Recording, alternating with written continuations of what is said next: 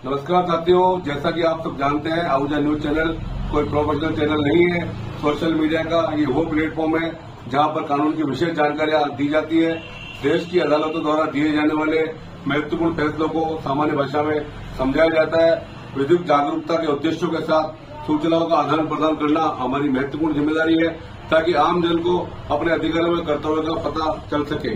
तो आइए देखते हैं न्यायिक जगत से जुड़ी हुई महत्वपूर्ण खबरें आहूजा न्यूज चैनल पर। राजस्थान के दक्षिण भाग में स्थित बांसवाड़ा जिले से डूंगरपुर रोड पर करीब 15 किलोमीटर दूर तलवाड़ा कस्बे से 5 किलोमीटर की दूरी पर उमराई ग्राम पंचायत में स्थित राजराजेश्वरी मां त्रिपुरा सुंदरी देवी का भव्य मंदिर स्थित है। इस मंदिर में देश के प्रधानमंत्री नरेंद्र मोदी, प्रदेश के मुख्यमंत्री अशोक गहलोत, पूर्व मुख्यमंत्री वसुंधरा राजे सिंधिया सहित समूचे देश के मंत्री, विधायक, जनप्रतिनिधि आते रहते हैं। इस मंदिर के इतिहास के बारे में हमें मंदिर के मुख्य पुरोहित गुरुवर निकुंज मोहन पंड्या ने जानकारी देते हुए बताया कि ये देवी राजाओं की देवी मानी जाती है। भगवान इंद्र सहित राजाओं ने भी इन्हें पूजा ताकि राजराजेश्वरी की कृपा से साम्राज्य भी प्राप्त हो तथा प्रजा की भलाई करके मोक्ष भी प्राप्त कर सके। इस मंदिर के इतिहास के बारे में उन्होंने बताया कि यह मंदिर 11वीं शताब्दी से पूर्व तथा कनिष्क काल से भी पूर्व का है। इसे तंत्रपीठ के रूप में जाना व पहचाना जाता है।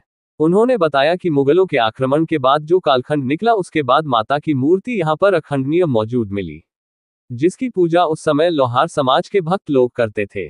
कालांतर में यहां की व्यवस्था लोहार समाज के भक्त ही करने लगे और वर्तमान में भी पांचाल समाज के ट्रस्ट द्वारा इस मंदिर का प्रबंधन किया जाता है।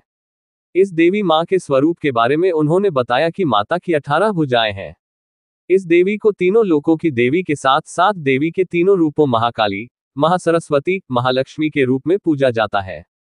साम्राज्य की इच्छा रखने वाले तथा यश और कीर्ति की भावना रखने वाले भक्तों की यहां तुरंत सुनवाई होती है।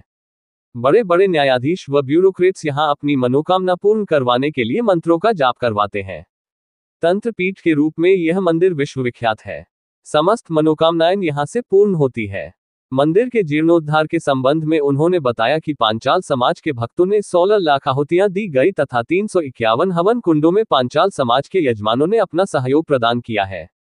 प्रत्येक शिला की पूजा करके हवन करके शुद्धिकरण करके उसे स्थापित किया गया है। कीर्ति स्तंभ में सोने का बना हुआ है, जिसमें करीब 4 किलो सोना लगा हुआ है। मंदिर के चारों ओर सुंदर गार्डन तथा बच्चों के झूले मंदिर को एक पिकनिक स्पॉट का रूप भी प्रदान करते हैं। तारांकन मंदिर ट्रस्ट की ओर से श्रद्धालुओं के रुकने के लिए 100 रुपये की दर से अच्छा व बड़ा कमरा किराए पर दिया जाता है तथा मात्र 40 रुपये में भरपेट भोजन प्रसाद के रूप में दिया जाता है। पांचाल समाज करता है प्रबंधन। पुरातन काल से यहाँ पांचाल समाज के लोग ही व्यवस्थाएं देखते आ रहे हैं। सबसे पहले इसका जीर्णोद्धार लोहार समाज के पाता भाई ने करवाया था, जिसको आगे बढ़ाते हुए 2011 में गंगाराम पांचाल पिलोदा की अध्यक्षता में पांचाल समाज के प्रत्येक घर से सहयोग लेकर इस मंदिर को भव्य बनाया गया। समाज के प्रत्येक घर से 31,000 से लेकर 21 लाख रुपए का आर्थिक सहयोग दिया है। शिखर प्रतिष्ठा स्थापना में 351 हवन कुंडों में पांचाल समाज के परिवारजन ने आहुति देते हुए हर परिवार ने लगभग 1 लाख रुपए का सहयोग दिया। वर्तमान में भी इस ट्रस्ट के व्यवस्थापक पांचाल समाज के भक्त ही हैं, जो अपनी बेहतरीन सेवाएं दे रहे हैं।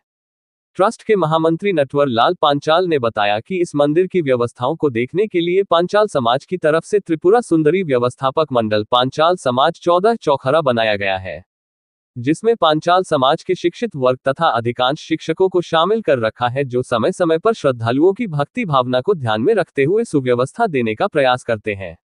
शनिवार 25 जनवरी को 11 के अवसर पर बार एसोसिएशन केकड़ी के पूर्व अध्यक्ष भूपेंद्र सिंह राठौड़ ने अपना जन्मदिन माता के मंदिर में मनाया। इस अवसर पर उनके मित्र गजराज सिंह कानावात, एडवोकेट शिव प्रताप सिंह राठौड़, माता के भक्त मनोज आहूजा, एडवोकेट लोकेश शर्मा, एडवोकेट राम अवतार मीना व एडवोकेट धीरज मालविया के सानिध्य में मां के दरबार में हाजिरी लगाते हुए दर्शन किए, जिनको मंदिर के पंडित गणेश जी महाराज ने मां का आशीर्वाद दिलवाकर विधि विधान के साथ पूजा करवाई व आशीर्वाद दिलवाया।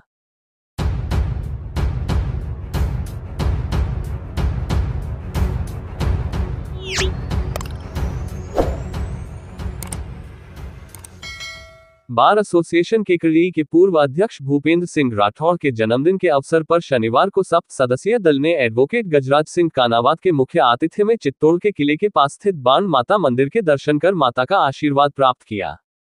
शारदीय नवरात्रि में मां के 9 रूपों की आराधना का विशेष महत्व है। आज हम राजस्थान के प्रसिद्ध बाण माता मंदिर का इतिहास जानेंगे। यहाँ एक ही शिला पर माता के 9 स्वरूप विराजमान हैं। मेवाड़ के पूर्व राजघराने की कुलदेवी होने के नाते यह मंदिर देश विदेश से आने वाले भक्तों के लिए आस्था का केंद्र है। चित्तौड़गढ़ दुर्ग में विराजमान माता की पूजा का महत्व भगवान एकलिंग नाथ के समान ही है। ऐतिहासिक मान्यता है कि वैशाख शुक्ल अष्टमी को चित्तौड़गढ़ दुर्ग में देवियों की स्थापना हुई थी, इसीलिए इस दिन को चित्तौड़गढ़ की स्थापना दिवस के रूप में मनाया जाता है, जिसे चित्तौड़ी आठम के नाम से जाना जाता है। बाण माता की पहली मूर्ति 7वीं सदी में बप्पा रावल द्वारा स्थापित की गई थी, लेकिन दुर्भाग्यवश आक्रमणकारियों द्वारा इस मूर्ति को क्षतिग्रस्त कर दिया गया। बाद में 18वीं सदी के अंत में महाराणा सज्जन सिंह ने मूल मूर्ति के आगे एक नई मूर्ति की स्थापना करवाई। आज भी मंदिर में दोनों मूर्तियां विराजमान हैं, जबकि मूल मूर्ति को श्रृंगार से ढक दिया जाता है। चित्तौड़गढ़ के पूर्व राज परिवार के सदस्य आज भी विशेष अवसरों पर अपनी कुलदेवी बाण माता का आशीर्वाद लेने के लिए इस मंदिर में आते हैं।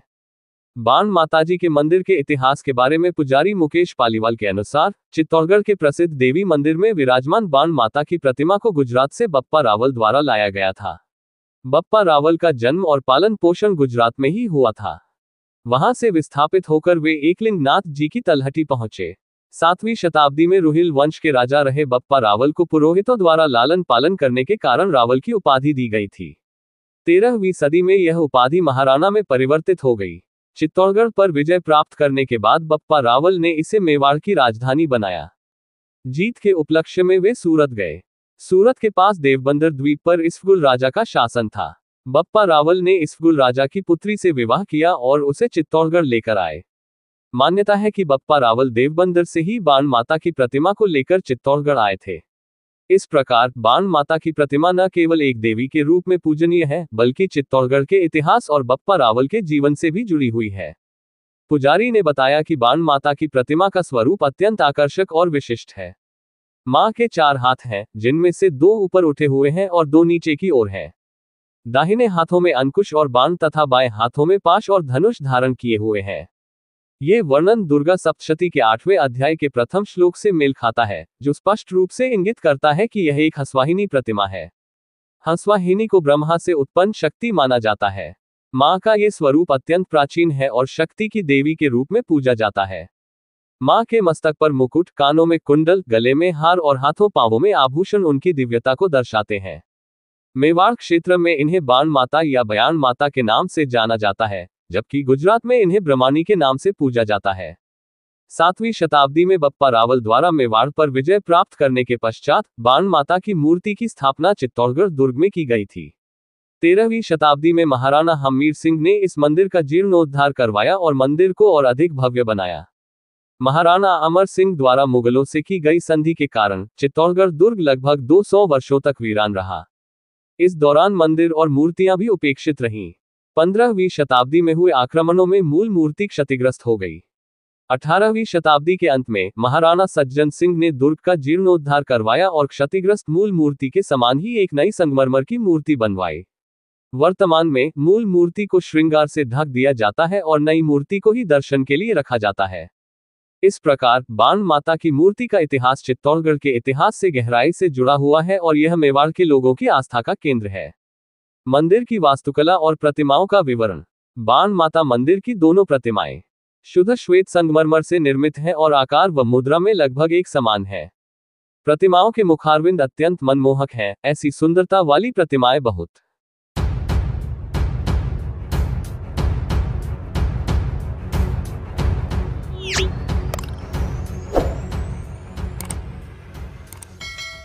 शनिवार को कस्बे के राजकीय प्रथम श्रेणी पशु चिकित्सालय नागोला में हेमराज सेन ने पशुधन प्रसार अधिकारी के पद पर कार्यभार ग्रहण किया। इस मौके पर कस्बे के पशुपालकों और ग्रामीणों ने साफा पहनाकर और मुंह मीठा कराकर जोरदार स्वागत किया। गौरतलब है कि हेमराज सेन ने पूर्व में भी पशु चिकित्सालय नागोला में अपनी बेहतरीन सेवा प्रदान की है। हेमराज सेन ने उपस्थित पशुपालकों को समय की पाबंदी विभागीय योजना को आम जन तक पहुंचाने और समय पर पशुओं का इलाज करने का भरोसा दिलाया। उपस्थित पशुपालकों में सुनील पालीवाल, जयपाल चौधरी, ओम प्रकाश साहू, रामदेव गुर्जर, गुलाब रायका, अखिलेश मेघवंशी, अंकित मेवाड़ा, संजय चौधरी, कैलाश प्रजापत और संस्था के कार्मिकों में नितेश वर्मा, पशुधन निरीक्षक सांवरलाल भील, सहायक कर्मचारी सहित कई पशुपालक मौजूद रहे। उपस्थित पशुपालकों व ग्रामीणों ने शासन और प्रशासन का धन्यवाद ज्ञापित किया।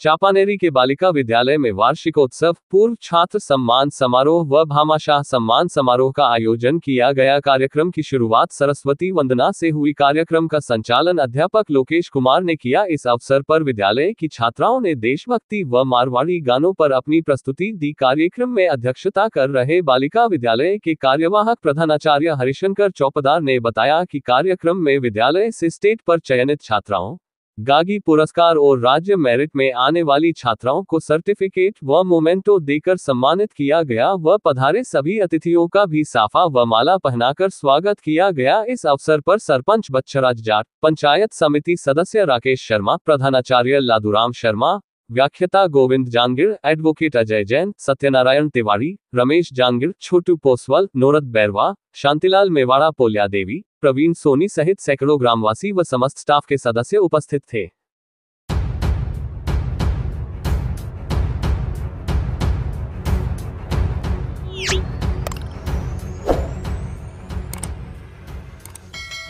केकड़ी जिला बचाओ अभियान के तहत बार एसोसिएशन द्वारा लगातार 2 जनवरी से जारी धरना प्रदर्शन शनिवार को भी जारी रहा। अधिवक्ताओं ने एक सुर में धरना स्थल पर कहा कि जब तक सरकार अपने जन विरोधी फैसले को वापस नहीं लेते, अधिवक्ता यूं ही सरकार के फैसले के खिलाफ डटे रहेंगे तथा अपना आंदोलन जारी रखेंगे। इस मौके पर उपस्थित वक्ताओं ने कहा कि सरकार ने जो फैसला लिया है उसका खामियाजा केकड़ी की जनता भुगत रही है। सरकार का दायित्व है कि जनता की समस्याओं का निराकरण करे, लेकिन राज्य की भजनलाल सरकार ने समस्याओं की निराकरण की बजाय जनता की परेशानियां बढ़ा दी है। वक्ताओं ने कहा कि जिला हटाने से न केवल प्रशासनिक बाधाएं आमजन के सामने खड़ी हो गई है, साथ ही अब विकास की रफ्तार भी कमजोर हो रही है। वक्ताओं ने कहा कि सरकार को समय रहते अपने गलत फैसले पर पुनर्विचार करना चाहिए तथा केकड़ी जैसे परिपूर्ण क्षेत्र को फिर से जिले का दर्जा देना चाहिए। साथ ही जिले की सीमाओं में वृद्धि करनी चाहिए, जिससे कि अधिक से अधिक लोगों को जिला बनने का फायदा मिल सके। उन्होंने कहा कि किसी व्यक्ति को दिया हुआ उपहार कभी वापस नहीं लिया जाता, लेकिन सरकार ने उपहार न केवल लिया है बल्कि छीन लिया है, जिस पर जनता का हक था। इस मौके पर बार अध्यक्ष डॉक्टर मनोज आहूजा, उपाध्यक्ष शिव प्रसाद पाराशर, महासचिव मुकेश शर्मा, वरिष्ठ अधिवक्ता मोहम्मद सईद नकवी, सुरेंद्र सिंह राठौड़, भूपेंद्र सिंह रामावतार, मीना रामेश्वर कुमावत, सचिन राव, पवन प्रजापत, कानाराम जाट, खुशी राज चौधरी, केसर लाल चौधरी, शैलेंद्र सिंह देवड़ा, बुद्धिप्रकाश चौधरी आदि अधिवक्तागण मौजूद थे।